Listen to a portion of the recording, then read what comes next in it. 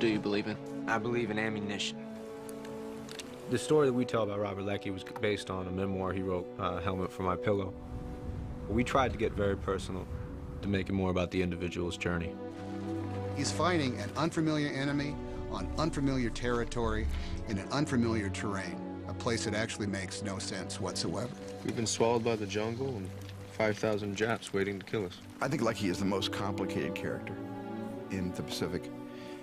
And Basdale really was able to allow us to take this journey with him, which was almost a journey to the brink of madness.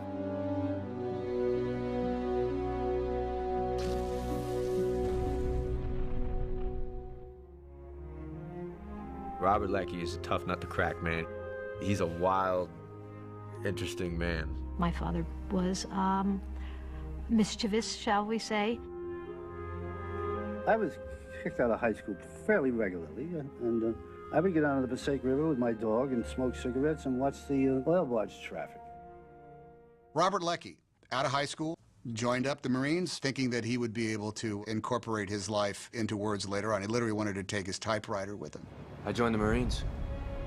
Thought I'd do my bit. I waited until I was 21, which was December 18th. We were all very green. We were the most high-hearted kids you've ever seen. He was intrigued by the Marine Corps' statement that it was the best. It was the best service, it had the toughest mission, and it was going to put its Marines eyeball to eyeball with the Japanese. When you see the Japs, kill them all! Yeah! Let's go get them!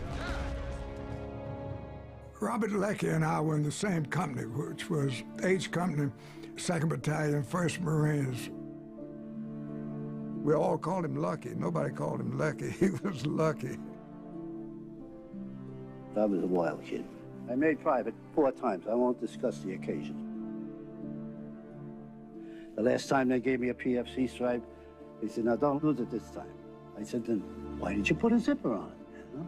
Robert Leckie was one of the platoon, and he was a good Marine, and particularly the night of the Battle of the Tenarue.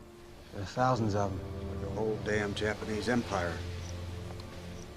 August 7th, 1942, when we landed on Guadalcanal.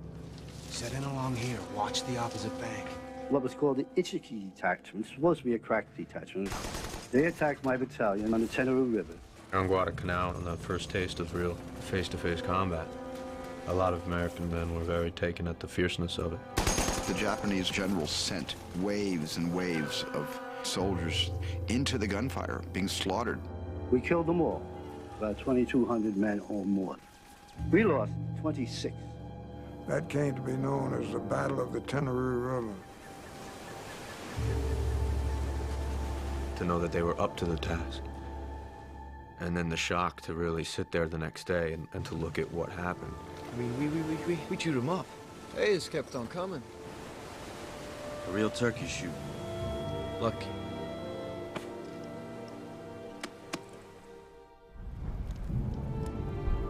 It was rough.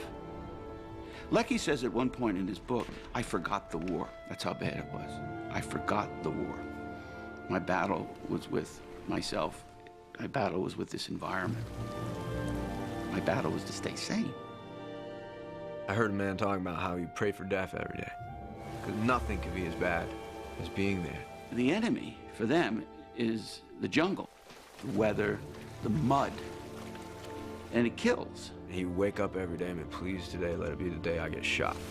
Somebody be a good guy and just fucking shoot me! Robert Leckie was a writer before the war. I always wanted to be a writer since I can remember. He wrote a magnificent piece of prose. It's almost like a long poem called Helmet for My Pillow, which was about his experiences. The way he writes, I think, really kind of captures his soul. He has a very restless, at times poetic, and at times very blunt soul and personality. Writing was his life. I mean, you know, he was a sports writer or a stringer for the Bergen Record when he was 16. As soon as he came back, he went right back to writing for the Bergen Record. Then he wrote for the Associated Press. By the time he was done, he had published around 40 books. He needed to know that people wanted to read what he had to say. he needed to think that what he was doing was important. I think I've made a contribution, and I'm pleased with it. The Second World War was a defining moment in his life. It was always there. My dad died of Alzheimer's in 2001, towards the end, where he had forgotten all of us. He never forgot being in the Pacific.